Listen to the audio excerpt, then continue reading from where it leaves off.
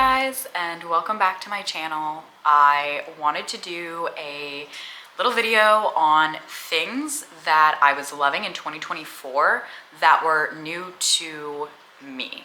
I am thinking I'm going to make another video about just some of my all-time favorites in general across all the years, but wanted to do a video specifically on new items I picked up in 2024 that changed the game of my routine or were a new trend that I'll probably be continuing into 2025 and beyond. So I'll be covering things from lifestyle items to clothing and accessories, hair, skincare, and makeup. Yeah. So let's get right into it. Starting with lifestyle items. One of the things that changed the game for me this past year was recognizing that you could rent ebooks from the library. So I got my library card this year and started reading a bunch of things on my iPad. And something else that kind of changed how I was able to read and make more time for it was that when I go work out, I go on the stair climber. So it's a perfect opportunity to just come with my iPad and read any ebook on my iPad, and it's phenomenal. So I would highly recommend, if you feel like you're really busy and don't make a lot of time for being able to read, that this is such an easy way to be able to get that in for any of the times that you go to the gym. And I go just about daily. So it's really been great, and I feel like I've been knocking out a lot of the books that I've been meaning to. That being said, one of my favorite books from this past year was a book called Your Pocket Therapist by Annie Zimmerman. And this is actually someone I found on Instagram. So I'd followed Annie Zimmerman's Instagram account, and she was always just slaying with the amount of kind of like self-help little shorts, or I guess reels, that she was creating, and was super obsessed, and then realized she actually had a book and knew I had to read it. So I picked up her book and loved it. I actually think I'm gonna go back and buy it, because I feel like a lot of times, especially self-help books, they serve you in different capacities throughout your life. So it makes a lot of sense to go back and reread, because you'll probably reread it with a different lens. So really love that. This is something that is a little bit from this past year. I think I perfected it this past year, which was a Paperlike planner. So Paperlike is the name of the company. They create free planners every year. There's also paid versions. And I actually live and die by my iPad planner. So it's a digital planner. I plan out my year. I keep a lot of my dates in there. So whether it be looking at a month-to-month view, or also looking at a daily view. So I keep my tasks in there. Really like the way that it's set up. I'm not gonna lie. The one for this year, they took out a lot of the features that I liked, so I'm probably gonna buy one. I'll keep you posted. I actually want to make a planner video about how I'm doing my planner for this coming year. I know it's a little bit late into January, but getting myself still organized and set up for this year. So more to come there. I also, this year, really got into wanting to use a bougie laundry detergent. So not just, going to Gain or, any of the other kind of like more commonplace brands. I think having a luxurious and, kind of more like sexy smelling laundry detergent is stellar, because you don't think about it, but you smell that kind of like on you, even if you're wearing a perfume or whatever else. It's starting the layering of kind of like your smell profile. So I really wanted to get a nicer brand, and then they're generally more, eco-friendly and have kind of better business practices. So have been trying to get through that. I have not found a brand I like yet, and I will keep you posted. And I think Laundry Sauce is actually the next brand that I'm trying to go to, but I can also do a video about that if you want to talk about kind of laundry. However, my washer dryer are abysmal, so I feel like some of my recommendations there won't be great, but I can tell you about the smells. But that is something that, even with the other brands that I've been trying, I've definitely enjoyed just having a nicer detergent / have better business practices, like these supporting brands that are, doing the right things. The last thing in my lifestyle category that I did want to mention was I got a kitten this year. I already had a cat, and just wanted to be thankful and appreciative of my cute little Suki girl. I think that obviously pets are a major, major responsibility, and not everyone are in a place to be able to do it, but if you can, I think it's a super rewarding experience to have a pet. They bring a lot of joy and little laughs throughout the day, and I think they're really good for mental health, and kind of keep you a little bit more organized, because obviously you have to make sure that you're home and around to take care of them and provide them love and care. So shout out to little Suki, and yeah, wanted to close out the category with, I think, one of the best things that happened to me this year. Moving on to clothes and accessories. Some of these items I have like actual like recommendations for a specific item, and then some of them are almost just like a category of things, like a trend that I picked up this past year. So I will show either inspo like pictures, or I will show the actual item. First thing that I'm carrying into 2025 and really liked was the boho style belts, as well as like, I almost call them the disco belts, but like either the metal like circle chain link belts, or kind of like the chain link belts of any kind, whether they're silver or gold. I think that both of them really add a lot of like pop of interest and help kind of break up an outfit. I also almost think about them like necklaces too now, that it creates another point of interest in the outfit. It makes, you know, even a basic thing more complex looking. So I think they elevate styles very, very quickly. That being said, to add to the boho style, since the Isabella Marant is going to be everywhere like look this next coming year, I think that was kind of like a fast fashion type pickup from last year that actually will be able to continue through. So yeah, I think you're going to still be seeing a lot of kind of this style, but to me, again, trends are just a suggestion, and we can wear whatever we want to wear. So I'm going to continue wearing these things. The other things that I picked up this past year actually were these nameplates from M Jewelers. I'll also link everything down below, but I actually got 2 different nameplates. Been really obsessed with that look. I think I've said it in my other videos, but really kind of having almost like that Brooklyn chic vibe has been really kind of my maximalist dream, and kind of what I aspire constantly. So I feel like the nameplates are like a really big staple of kind of like that like old school like Brooklyn centered vibe, you know, sometimes like the bigger hoops like I'm wearing, things like that. So really been loving them. I wear them almost daily. They have absolutely exceeded my expectations. I think they're really cute. I've worn them in, you know, lakes, oceans, you know, sun, salt, sand, and they have been doing phenomenal. So really excited about these. But then another pickup, and this one's just a category, but retro pins.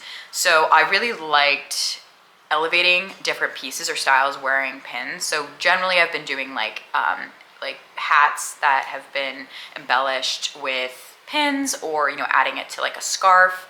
You have to be a little bit more strategic. They are kind of more of like a niche accessory item to have to do, because I do them again in a maximalist way where I add several. So it takes a little bit of time to like figure that through, but I think it's really been rewarding and still looks different. Like anytime I see that, I'm like, oh, that person knows what they are doing. And I actually think that it really kind of started with like Birkin, like that the actual Birkin bags originally were supposed to be super fun and like overdressed. And so that was often done with pins. So I think that carried over into like people like, oh, what other accessories can we dress up? And it's like hats, scarves, things like that. So really been loving having retro pins on my items.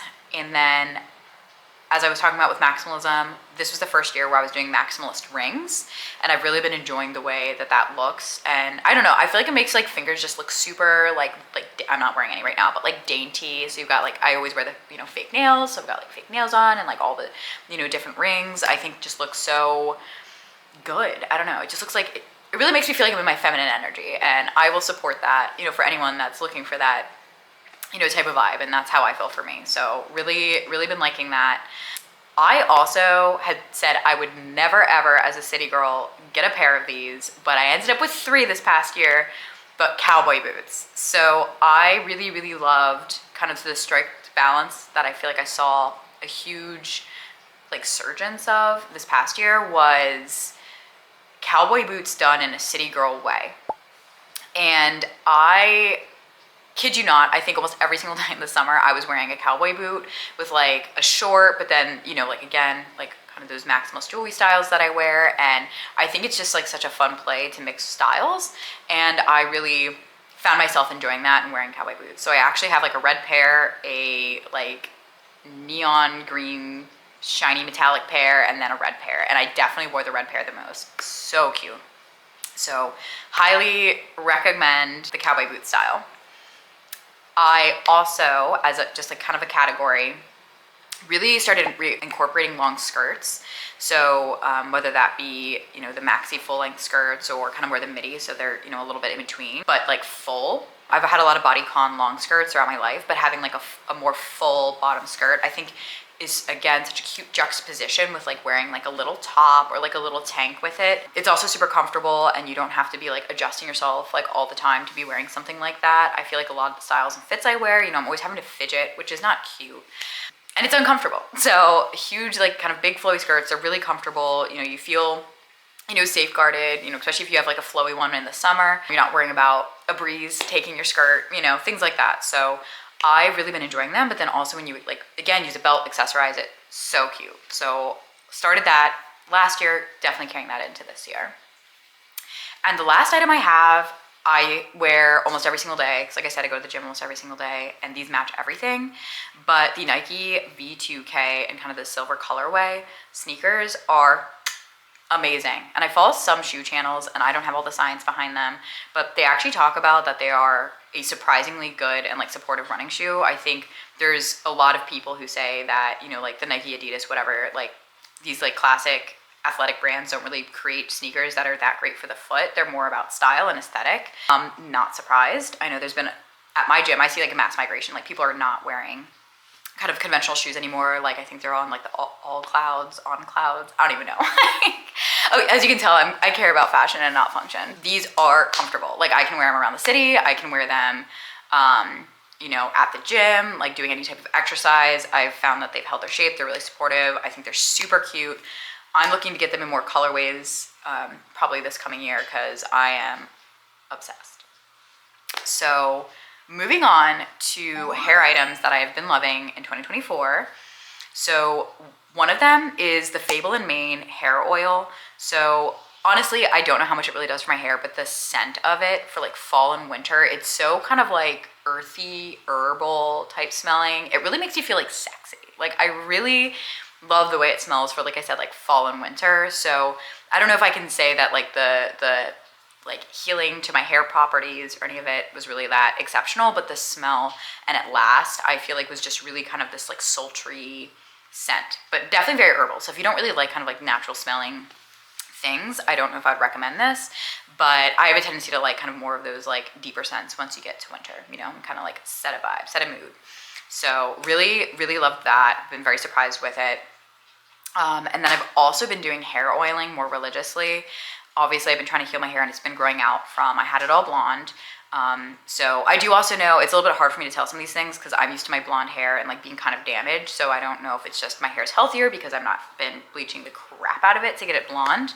But I've definitely just been enjoying hair oiling for, you know, like, not that I already have crazy thick hair, but it maintains hair thickness. It also is, you know, good for scalp health, things like that. So, I've been doing hair oiling with 2 products. The first one, and I'll probably butcher the name of it, is I think it's pronounced Mealy Rosemary Mint Scalp Oil. So I'll, you know, a couple hours before I want to shower, I'll, you know, oil like through my, like keep parting my hair and then oil through and then use, oh my gosh, one of those, I don't even know what they're called, you know, but those like little spike comb things and then just rub it in. And then I do that only on my scalp. And then I actually use the African Pride Moisture Miracle oil and then rub that throughout the rest. And that one smells phenomenal. Like that one smells so, so good. And I like, it's actually a mixture of 5 different types of oils that I know work really well for, you know, kind of hair growth and health. But it's like castor oil, grapeseed oil, which I like in all forms. Like honestly, I like to love grapeseed oil on my skin, so I figured it'd be good for my hair. And then there's like argan oil, I think, and there's a few others. So really, vitamin E I know is one of them too. But either way, love, love, love the smell of that one, and it's all natural. So like even better when you can have a fragrance product that's all natural. Like we're happy with that. But then I'll take a shower and wash it out. Generally, I won't use a deep conditioner whenever I do this. I'll just use my shampoo and then hop out the shower since I've already been doing a deep conditioning treatment with the oil. So yeah, really been enjoying that for my hair. I haven't really switched up my hair game too much this year, so I don't have too many products that I've tried. I've been trying to wash my hair a little bit less also to keep it healthy, so I haven't been able to use up products like that to then pick up the next one. But moving on from hair, skincare products that I've been loving. I feel like I've done a lot of emphasis on body skincare this past year. If you've watched any of my other videos, you know I've picked up a ton of products for kind of upping my shower game. And I think some of the heavy hitters have been focusing on non-scented body washes, which your girl loves fragrance. So from time to time, I will then pick up another like fragranced body wash. But I'm going to focus right now on kind of like the non-scented, kind of the healthier types of body washes to use. But I also, again, from my other videos, have been loving my La Roche-Posay foaming oil body wash. That one just has like such a great experience and feel. It does foam up pretty well for an oil, and I don't know, it just feels luxurious. I feel like I'm really soft after I come out of the shower. It definitely feels like it's more hydrating and plumping than even just using a regular body wash, because my main body wash before that was actually the La Roche-Posay like triple repair care, like AP Lipicare or whatever it's called, body wash. And I really love that one too, but I feel like this one actually is even better. So, plus I can use it on my face as well. Both the La Roche-Posay ones I think it's just nice that you don't have to, bring a cleanser into the shower for your face. So, do recommend. I've also, part of my shower game, upped it through using a chemical exfoliator when I get out of the shower from time to time. So I do both have a La Roche-Posay exfoliating lotion, but the one I want to focus on, the other chemical exfoliator I want to focus on, is the Ordinary Glycolic Acid.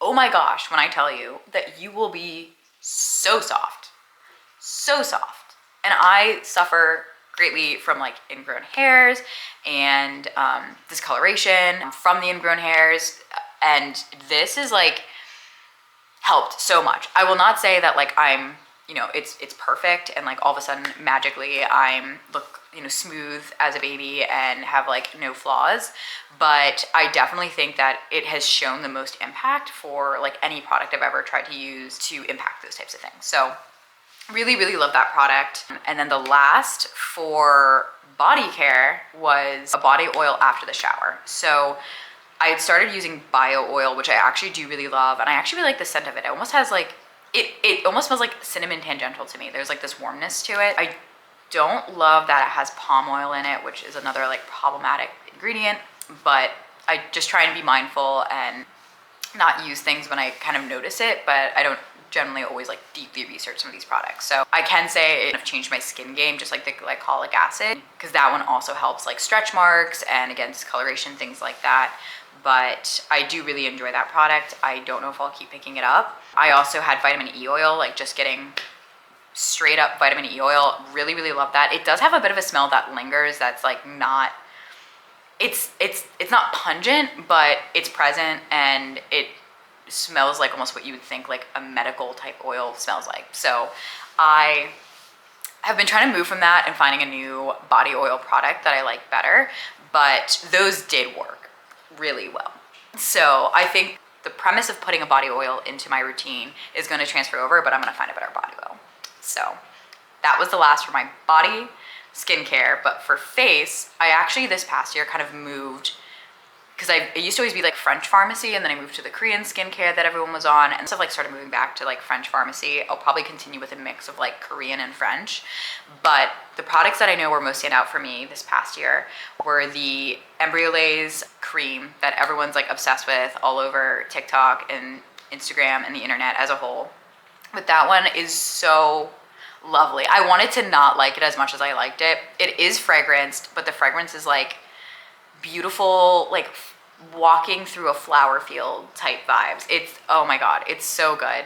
And it's crazy because you need to like rub it in. Like it is like, it like white cast and then sinks in. It's like, it's really emollient. And I've just been absolutely loving it. I don't know if I would say it was better than the La Roche-Posay Triple Repair cream, because that was kind of like my old like top dog, but I do love the fragrance in this one. Not that, you know, again, I try and stay away from fragrance products, but oh, she's beautiful. So she will be carried over. I also have been loving, and I think it's called like from Pharma Development, but it was an A313 cream that's supposed to support, I think, like collagen production for fine lines and wrinkles. And that one, she is also very, very emollient. That cream is thick with 3C's. I love it to almost even use it as like slugging for nighttime routine. So I actually will put that on and then mix it with my moisturizer, which takes forever to try and actually get that to sink into my skin. Just because both of them are so emollient, but I do feel so like plump and luscious after I wake up having used those products. I don't know how much I can really say for the fine lines and wrinkles piece of it, because I feel like I luckily don't have that many fine lines and wrinkles, so I guess I'm using it much more as a preventative measure. But I can't say for the small amount of lines that I feel like I do have, I don't know if I see too much of a difference. And your girl never drinks enough water, so I feel like most of my lines that I have come from there. She's dehydrated. But yeah, those are the only items I really wanted to highlight for like facial skincare. I haven't really played around with like too many new like face items / ones that I really would recommend. But the last section I want to talk about was makeup. This again, I don't feel like I picked up too many new makeup products this year. I feel like I've been very basic with the makeup that I have. It takes me forever to get through makeup because I don't wear it every day. So I'm always trying to be conscientious to not just buy a ton of items that I'm not actually using. So the first one, which I think this one's a little bit of cheating because I think I might have picked this up December of like the past year. So I think it was technically 2023 December pickup, but the Pat McGrath pencil liner in the color Shade. I've also talked about in my other videos. I love it because I'll use it for my brows. I've smudged it into my lip. I definitely use it as an eyeliner. I love a multi-purpose product, and that's what this gives me. It's gorgeous. It's like the perfect shade of brown that can swing warm or cool, and to me, that is like godsend for like any makeup look, that you're not all of a sudden looking crazy because you have like all cool toned or all warm toned and you put on that one wrong thing that ended up being not in the quite right shade range. So love that product. I think it's beautiful. Love how it applies. Cannot say enough things. Pat, oh, you always do it. You got some great products.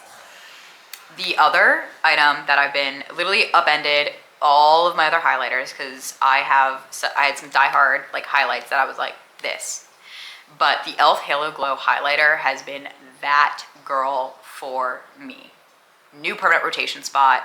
I love it. It's like the perfect champagne-y color where it does shine, because I like something that does shine almost wet look with having almost like this like, I almost want to call it a silver cast, but it's almost like a clear cast, which makes it wet look.